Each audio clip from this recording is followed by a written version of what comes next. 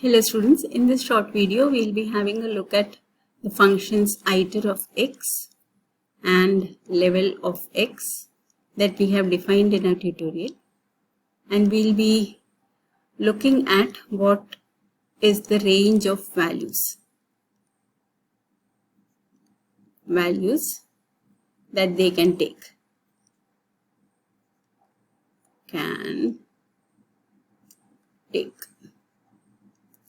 That is important because, as we said, we are going to make use of these in our potential function. So knowing how they can change or what is their range of values is important for calculating our drop in potential or the max drop in potential and so on. So that's why we have a look at this. At this point, let me just review. X is a node in a disjoint set forest, right? And we know what is x dot rank and how it changes. Then we have also seen some properties of ranks that you may just recall. Hope you have noted those. And we have also studied about the function alpha n. And our alpha n, I'll just review it here. It is the minimum value of k such that ak1 is greater than or equal to n, right? So we know what is alpha n. We'll be making use of this definition as well. Now let us proceed on to the analysis of the values. Now at this point, let me say we will be considering x as a non-leaf node for this discussion.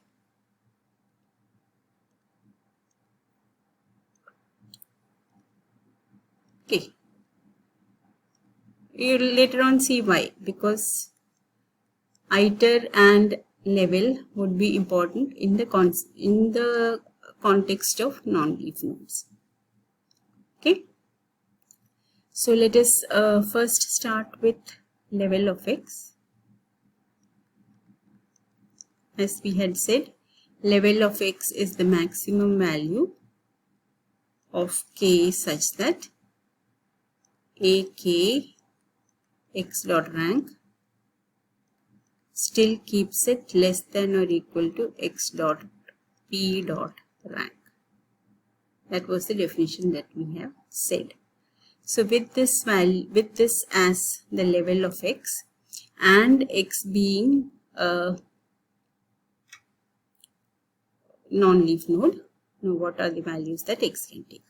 So let us just start off by looking at the minimum value of level of x for such a node. Okay. So the minimum value, now we can say we don't have any negative things over here because we have been always talking about k starting with 0. That's how it's defined. So let us see if 0 is possible. So the idea is that a0 x dot rank, let us just see what it is. A0 x dot rank, we know it is equal to x dot rank plus 1, right?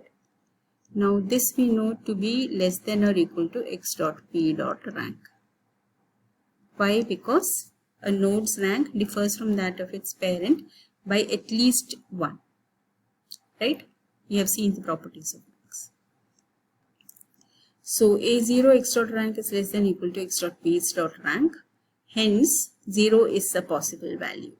So we can say that min value of level x is 0. Now the next thing to see is what is the max value of level of x. We shall claim that level of x is less than alpha of n. So if at all, it can go the maximum up to alpha n minus 1 because it can never go beyond that is what we are trying to show. So how is that? Let us just see.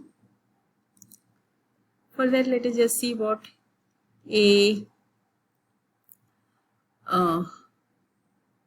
level of x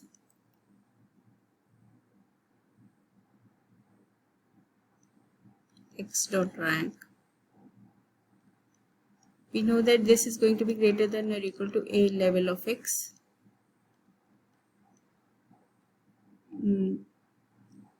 1, right? Now what if it was alpha? We have a alpha n x dot rank is going to be greater than or equal to a alpha n 1. Now what is a alpha n 1? We know by the definition that this is greater than or equal to n by definition of alpha. Now as it is greater than or equal to n, it is strictly greater than rank of any node. So any node includes a parent, so it is greater than x dot. So we cannot have alpha n as level of x, right?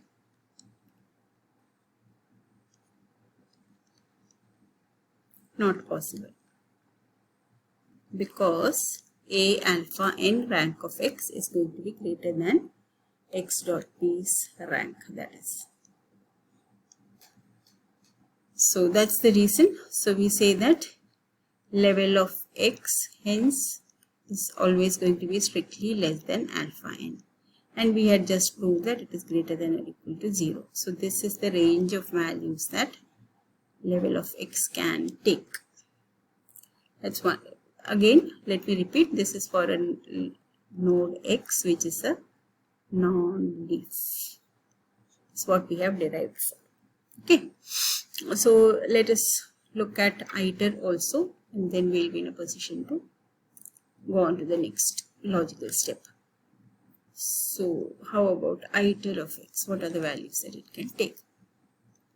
We have already defined it. We said that it is the max value of ki such that, okay, I'll just make that better. It is the max value of I such that a level x raised to I x dot rank is less than equal to x dot p dot rank. Okay, so what are our claims? Now we claim that minimum value is 1. Now why is it not 0? The reason being that a level x raised to 0 x dot rank, of course, is equal to x dot rank, because nothing is applied to the function, and it is of course less than level of x, x dot p dot rank. But then what we are interested in is the maximum value, right? So what we'll find that we have a better min value than 0. Why? Because a level of x raised to 1 x dot rank is less than or equal to x dot p dot rank by definition of level.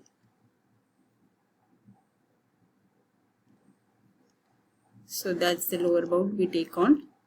This is our lower bound on iter. Let us look at the upper bound on iter. Now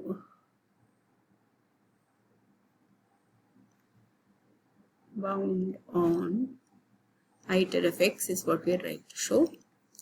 Now how can we have that? Now we'll show that upper bound, this has to be iter of x will show that it is less than or equal to rank of x. How do we show that? By showing that if we take rank of x plus 1 as iter, it does not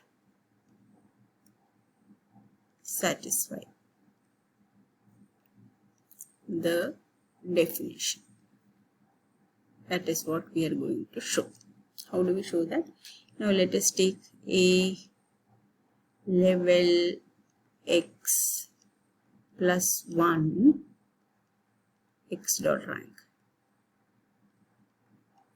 By definition of level, we know that this is greater than or equal to, or this is not greater than or equal to, in fact it is strictly greater than x dot p rank, right? By definition of level, I'll just put that over here. Why this is so? By definition of level. So what exactly is a level x plus 1? It is a level x dot rank plus 1 x dot rank, isn't it? By definition of A.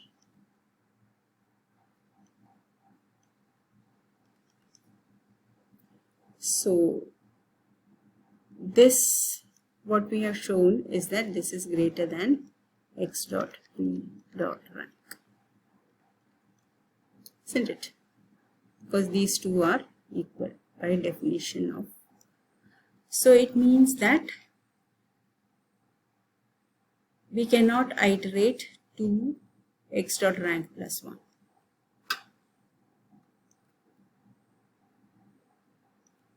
So we cannot iterate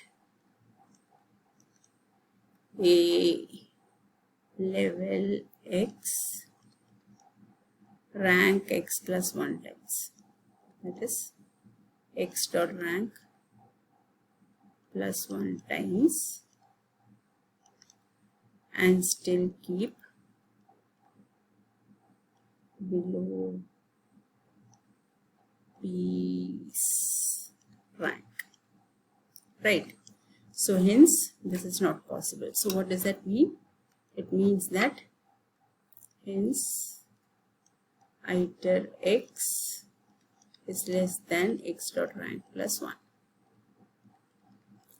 which means that iter of x is less than equal to x dot rank, and it is greater than or equal to 1. So this is what we have derived. We have derived that.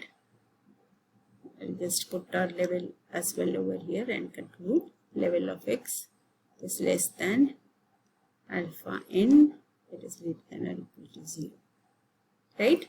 And all this for x is a non-roots. Okay, thank you.